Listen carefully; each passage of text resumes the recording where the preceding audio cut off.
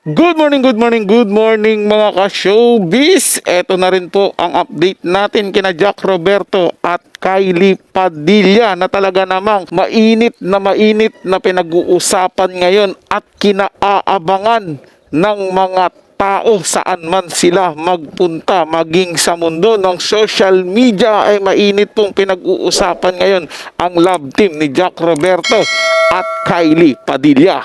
Kaya naman kung hindi ka pa nakapag-subscribe dito sa ating channel, ano pang hinihintay mo? Mag-subscribe na at i-hit ang notification bell para laging mauna ka sa mga bagong balitang showbiz. Panoorin at pakinggan ang buong detalye at ikaw na ang humusga.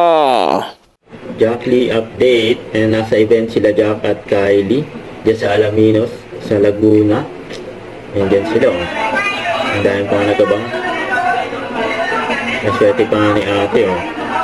Kaya na-meet niya sila Jack, si Kylie, kasama na rin si Hazel, ang cast ng My Father's Wife. Yan yan ni Kylie. Kaya na nga silang tatlo nasa stage. Ang daming tao dyan Kaya nag-picture pa nga sila. Magkatabi pa nga si Jack sa si Kylie. Ang pares pa nga nakaitim. Ang dalawa. Pa-share na nga Sir Eric yung groupie nyo. Tao.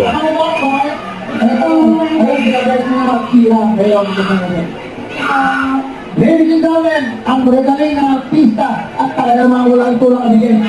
Lahat ito, pa-alimtek, ang magaling. My Father's Wife, parang Panginoon, ang bigas! Jack Roberto! Edo Girosi! Ang Kylie Padilla!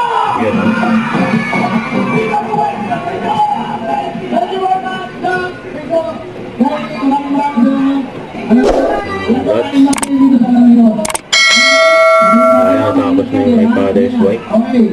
May season 2 naman yan soon. Nababa na nga sila. Nauna na si Jack. May Hazel at si Kylie.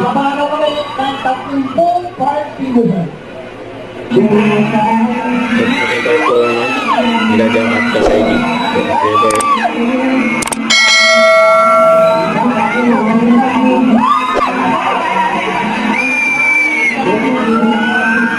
Kaya ang mga tao dyan, makita nila ang Jacqueline.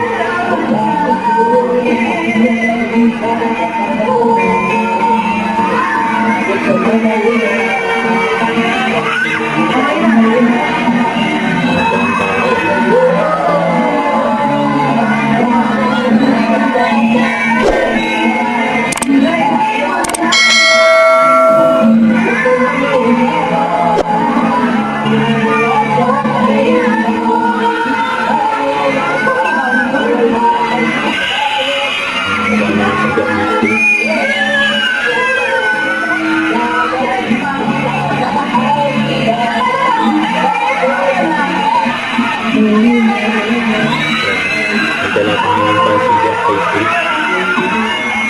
Mas Kylie.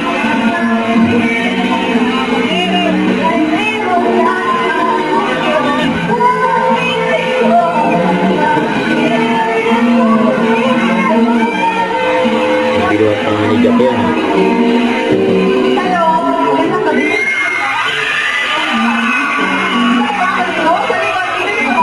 Grabe yan.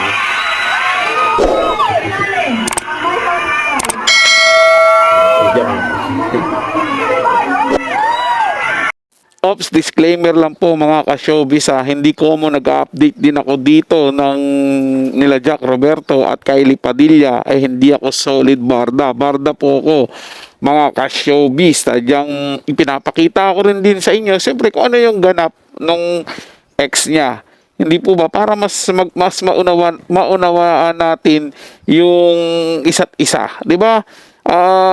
Mahirap po ipaliwanag pero ito po yung kagandahan dyan, mga ka-showbiz, na nalalaman natin yung galaw naman nung ex niya kung ano na yung pinagagawa. Kasi syempre, kahit papaano, minahal at tinangkilik din po natin yan sila noon, yung Jack B. Pero ngayon na barda na, syempre, dun tayo sa Barda. Aminado ako mga ka-showbiz na pinapanood ko talaga dati yung Jack B. Pero gaya po ng sinabi ko ng mga nakaraang video ko, hindi ko po gusto yung love team nila noon maging yung relasyon nila. Ewan ko ba mga ka-showbiz, parang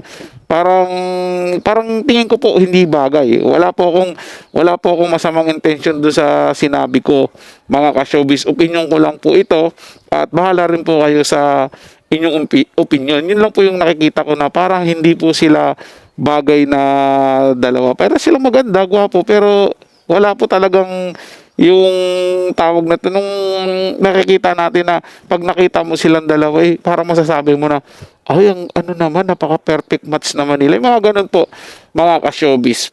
Balik po tayo dito sa ating update. Nakita nyo naman kung gaano kinakiligan at inaabangan itong si Jack Roberto at si Kylie Padilla na talagang minamahal po ng tao ngayon. Sobra po silang sikat ngayon, mga ka-showbiz, lalo na sa TikTok, yung mga behind the scene nila, doon mga eksena na yung may father's wife, doon sa serye po nila, yun po yung kinagigilihan ng mga tao ngayon. Kaya naman sobrang patok na patok po sa panlasa ng mga tao. At tinitingnan ko rin po talaga mga ka-showbiz, nakikita ko na meron talaga silang chemistry na dalawa. Sayang nga lang at hindi sila nagtagpo dati pa.